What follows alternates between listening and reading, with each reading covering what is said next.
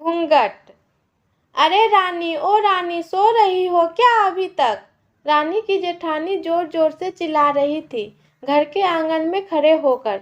रानी यानी मैं। तभी मैं भागती हुई अपने कमरे से निकली और बोली, दीदी आ गई मैं। जेठानी बोली, रानी तुम्हारा नाम रानी है, तुम रानी नहीं हो।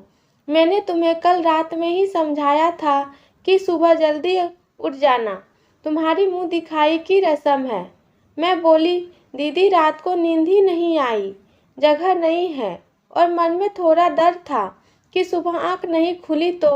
रजनी दीदी हंसती हुई बोली, रानी मेरी प्यारी देवरानी, जल्दी से घूंघट कर लो, अगर माँ जी आ गई तो हंगामा हो जाएगा। मैंने घूंघट किया ही था, तभी माँ जी वहाँ आ गई और करकराती आवाज़ में बोली, चलो अब क्या यहीं गपशप मारती रहोगी तुम दोनों।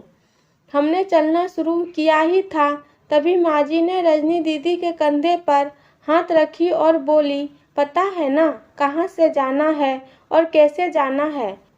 माँ जी ने कहा कि जब भी कोई बड़ा तुम्हारे सामने खड़ा हो तो हमेशा घूंघट में रहना और कम से कम अपने बड़ों के सामने आना, और बिना घूंघट के तो कभी नहीं। रजनी दीदी कुछ बोली ही नहीं, बस अपना सर हिलाकर हाँ बोल दिया। मैंने भी बस अपना सर हाँ में हिलाया। माँ जी के जाने के बाद मैंने पूछा, रजनी दीदी आप तो स्कॉलर हो और इन सब चीज़ों को कैसे निभाती हो? रजनी दीदी मुस्कुराई और बोली कि मैं तुम्हारे जेठ जी से बहुत प्यार करती हूँ, इसलिए अभी तक चुपचाप सब चीज़ों को निभा रही हूँ। मैं कुछ नहीं बोली और चुपचाप रजनी दीदी के साथ घर के बाहर वाले कमरे में जाकर बैठ गई। वहाँ पर एक पड़ोस की आंटी जी बैठी थी। वो बोली कि ये कैसी बहू आई है, ससुर जी सामने खड़े हैं और ये यहाँ बैठी है, मुझे कुछ समझ नहीं आया।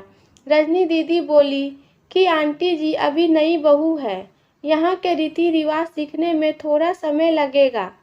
रजनी दीदी मुझे वहाँ से उठाकर मेरे कमरे में छोड़ दी। 6 महीने यूं ही छोटी छोटी चीज़ों में बीत गए। फिर एक दिन मैं राहुल के साथ साड़ी लेने गई। राहुल का फ़ोन आया और वो दुकान से बाहर बात करने चला गया। साड़ी की दुकान पर मैं बेधड़क होकर साड़ियाँ देख रही थी। तभी साथ में बैठे हुए अंकल जी खांसे। एक बार, फिर 2 बार, फिर 3 बार। मैंने साड़ी वाले भैया से बोली कि भैया इन अंकल जी को पानी दे दो, बहुत खांसी हो रही है इन्हें। अंकल जी भड़क उठे और बोले, क्या बदतमीज लड़की है ये, कुछ शर्म लिहाज है या नहीं इसे। दुकान पर हंगामा देखकर राहुल बाहर से भागकर अंदर आया और अंदर आते ही अंकल जी के पैर छूकर बोले, मामा जी आप यहाँ। मैं घबरा के दुकान से बाहर निकल आई, एक लंबा घूंघट करके गाड़ी में बैठ गई। राहुल बाहर आया और गाड़ी में बैठकर गाड़ी बहुत तेज चलाने लगा। मैं धीमी आवाज़ में बोली, गाड़ी बहुत तेज चला रहे हो, कहीं एक्सीडेंट ना हो जाए। हम घर पहुँचे ही थे, तभी माँ जी जोर जोर से चिल्लाते हुए बाहर आई, देखो आ गई ये रानी साहिबा, खानदान की इज्जत मिट्टी में मिलाकर। तभी रजनी दीदी आई और बोली, माँ जी मेरे शादी को 6 साल हो गए हैं, मैं अभी तक मामा जी को नहीं जानती, ये कैसे जानेगी। माँ जी जोर से चिल्लाई, देखो कैसे चपर चपर जवान चल रही है इस रजनी की।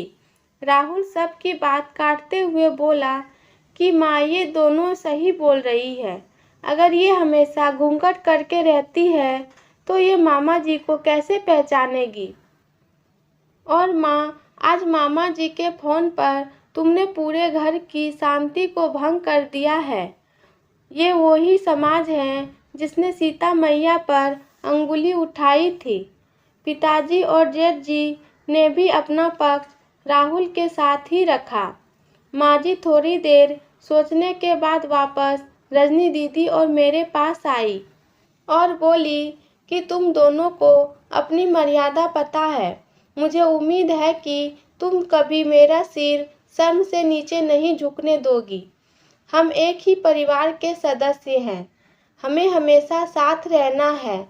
अच्छा वक्त हो या बुरा वक्त, हर सदस्य को अपनी मर्यादा पता है। माजी ने मुझे और रजनी दीदी को गले लगा लिया। दोस्तों, मेरे चैनल को लाइक और सब्सक्राइब करें और सबसे पहले संदेश पाने के लिए घंटी को बजाकर सभी को चुनें। धन्यवाद।